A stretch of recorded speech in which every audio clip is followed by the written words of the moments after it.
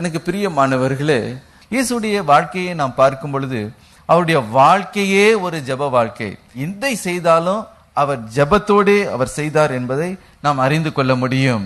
அவர் தேவகுமாரனா இருந்தாலும் இந்த பூமியிலே அவர் இருந்த பொழுது நம்மை போல ஒரு சராசரி மனுஷனாக பிதாவை நோக்கி அவர் வேண்டுதல் செய்தார்.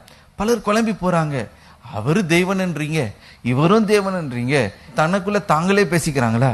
அப்படியெல்லாம் நீங்கள் ஒருவேளை கேட்கலாம். எனக்கு பிரியமானவர்களே, இயேசு வேற யாரும் அல்ல, மாம்சத்தில் வெளிப்பட்ட தேவன்.